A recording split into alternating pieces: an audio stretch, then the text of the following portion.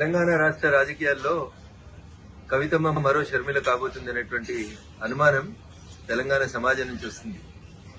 ఎందుకంటే ఈ పంచాయతీ కుటుంబ పంచాయతీ, రాజకీయ వారసత్వ పంచాయతీ, ఆస్తుల పంచాయతీ ఎందుకు ఆల్ ఆఫ్ సడన్ గా కవిత గారు అమెరికాలో ఉన్నప్పుడు మే 2వ తారీఖున రాసినటువంటి లేఖ ఇంతగా ప్రజల్లో చర్చనీయాంశం అవుతుందంటే ప్రజల ఆలోచనలో ఒక అర్థం కనబడతా ఉంది స్పష్టంగా.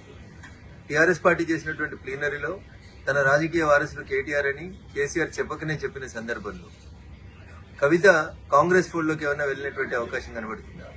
రాష్ట్ర ముఖ్యమంత్రి గారితో లేదా రాష్ట్ర ముఖ్యమంత్రి గారే కావాలని కవితతోటి ఉత్తరాలు రాయించినారు. ఎందుకంటే కవిత ఉత్తరం రాసిన 2వ తారీఖు రోజే ఈ ఉత్తరం కాంగ్రెస్ పార్టీకి సంబంధించిన ఒక టీవీ ఛానల్లో ఒక పేపర్ లోపల ప్రముఖంగా కనిపించింది. ఈ పరిణామాల తర్వాత కేటీఆర్ గారు హరీష్ రావు గారి ఇంటికి వెళ్లడం, బాబా బామ్మర్దులు ఇద్దరు ఒకటనేటువంటి ఒక మెసేజ్ ని బయటికి పంపడం, తనను ఒంటరి చేస్తున్నారు, బయటికి పంపిస్తున్నారు అనేటువంటి ఆలోచన వచ్చిన తర్వాత కవిత తప్పనిసరి పరిస్థితులలో కాంగ్రెస్ ఫోల్డ్లోకి పోయిందేమో అనేది తెలంగాణ ప్రజల అనుమానం. ఇక భారతీయ జనతా పార్టీ గురించి, మా పార్టీ గురించి కవిత మాట్లాడడం ప్రజలలో జరుగుతుందే వాస్తవాన్ని కవిత చెప్పింది. ప్రజలలో భారతీయ జనతా పార్టీ రోజు రోజుకు బలపడుతుంది. వచ్చే ఎన్నికల తర్వాత భారతీయ జనతా పార్టీ రాష్ట్రంలో అధికారంలోకి రాబోతుంది. ఈ విషయాల్ని దృష్టిలో ఉంచుకొని భారతీయ జనతా పార్టీ, బీఆర్ఎస్ రెండు కలిసి ఏదో చేయబోతున్నాయని ప్రజల్ని నమ్మించుతందుకు పోయిన ఎన్నికల కంటే ముందు పీసీసీ అధ్యక్షుడిగా ఏ ప్రయత్నాలను అయితే రేవంత్ రెడ్డి గారు కొనసాగించారో ఈ రోజు ముఖ్యమంత్రిగా కవితను మరొకసారి ఎట్లా పావుగా వాడుకుంటున్నారేమో అనేది తెలంగాణ సమాజం ఆలోచిస్తుంది. నాకున్నటువంటి అనుమానం గానీ, నాకున్నటువంటి సమాచారం గానీ ముందు కవితతో పార్టీ పెట్టిస్తారు, తర్వాత వచ్చే ఎన్నికలకు వచ్చేసరికి కవిత షర్మిల గారి లాగా కాంగ్రెస్ పార్టీ అధ్యక్షురాలు లేదా కాంగ్రెస్ పార్టీతో పొత్తు పెట్టుకోవడమే చేస్తుంది.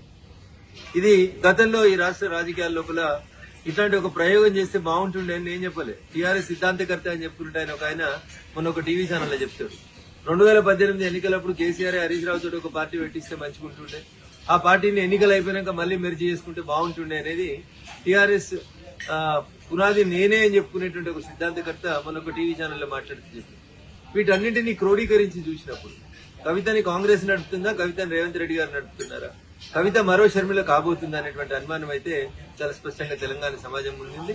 కవిత చెప్పినా, కేసీఆర్ చెప్పినా, మీడియా మిత్రులు చెప్పినా భారతీయ జనతా పార్టీ ఈ రాష్ట్రంలో బలపడుతుంది, భారతీయ జనతా పార్టీ ఈ రాష్ట్రంలో అధికారంలోకి రాబోతుంది అనేటువంటి విషయాన్ని టీఆర్ఎస్ కవితనే చెప్పకనే చెప్పినట్టు మేము భావిస్తా ఉన్నాం.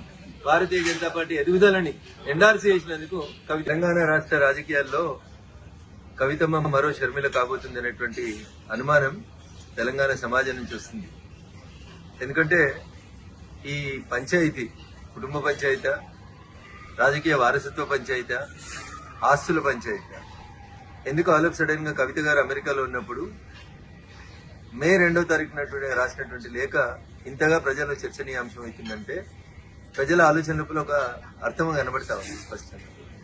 టీఆర్ఎస్ పార్టీ చేసినటువంటి ప్లీనరీలో తన రాజకీయ వారసులు కేటీఆర్ అని కేసీఆర్ చెప్పకనే చెప్పిన సందర్భంలో కవిత కాంగ్రెస్ ఫోల్డ్లోకి ఏమైనా వెళ్ళినటువంటి అవకాశం కనబడుతుందా? రాష్ట్ర ముఖ్యమంత్రి గారితో లేదా రాష్ట్ర ముఖ్యమంత్రి గారే కావాలని కవితతోటి ఉత్తరాలు రాయించినారు. ఎందుకంటే కవిత ఉత్తరం రాసిన 2వ తారీఖు రోజే ఈ ఉత్తరం కాంగ్రెస్ పార్టీకి సంబంధించిన ఒక టీవీ ఛానల్లో ఒక పేపర్ లోపల ప్రముఖంగా కనిపించింది. ఈ పరిణామాల తర్వాత కేటీఆర్ గారు హరీష్ రావు గారి ఇంటికి వెళ్లడం, బాబా బామ్మర్దులు ఇద్దరు ఒకటనేటువంటి ఒక మెసేజ్ ని బయటికి పంపడం, తనను ఒంటరి చేస్తున్నారు, బయటికి పంపిస్తున్నారు అనేటువంటి ఆలోచన వచ్చిన తర్వాత కవిత తప్పనిసరి పరిస్థితులలో కాంగ్రెస్ ఫోల్డ్లోకి పోయిందేమో అనేది తెలంగాణ ప్రజల అనుమానం. ఇక భారతీయ జనతా పార్టీ గురించి, మా పార్టీ గురించి కవిత మాట్లాడడం ప్రజలలో జరుగుతుందే వాస్తవాన్ని కవిత చెప్పింది. ప్రజలలో భారతీయ జనతా పార్టీ రోజు రోజుకు బలపడుతుంది. వచ్చే ఎన్నికల తర్వాత భారతీయ జనతా పార్టీ రాష్ట్రంలో అధికారంలోకి రాబోతుంది. ఈ విషయాల్ని దృష్టిలో ఉంచుకొని భారతీయ జనతా పార్టీ, బీఆర్ఎస్ రెండు కలిసి ఏదో చేయబోతున్నాయని ప్రజల్ని నమ్మించుతందుకు పోయిన ఎన్నికల కంటే ముందు పీసీసీ అధ్యక్షుడిగా ఏ ప్రయత్నాలను అయితే రేవంత్ రెడ్డి గారు కొనసాగించారో ఈ రోజు ముఖ్యమంత్రిగా కవితను మరొకసారి ఎట్లా పావుగా వాడుకుంటున్నారేమో అనేది తెలంగాణ సమాజం ఆలోచిస్తుంది.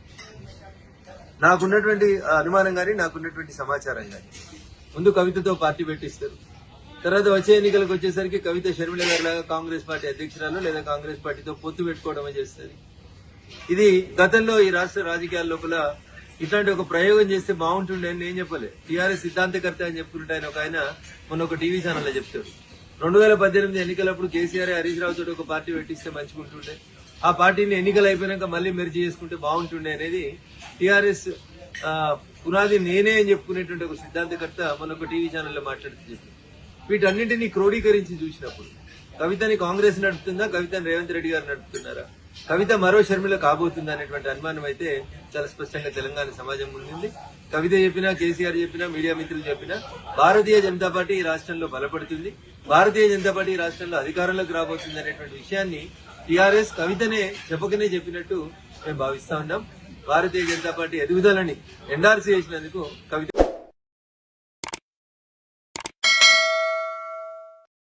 Hi friends, thank you for watching this video. ఈ వీడియో గనుక మీకు నచ్చినట్లయితే దయచేసి లైక్ చేయండి, షేర్ చేయండి. ముఖ్యంగా మా ఛానల్ 24/7 న్యూస్ టీవీని సబ్స్క్రైబ్ చేసుకోండి. ఆ తర్వాత మీ విలువైన అభిప్రాయాల్ని, మార్పులు, చేర్పులు, కావాల్సిన వీడియో ఏమన్నా ఉంటే మన వీడియో కింద కామెంట్ సెక్షన్లో కామెంట్ రూపంలో తెలియజేయండి. నమస్కారం, సాయిదంచిక మాట్లాడుతున్నాను. ప్లీజ్ సబ్స్క్రైబ్, షేర్, లైక్ చేయండి 24/7 టీవీ ఛానల్.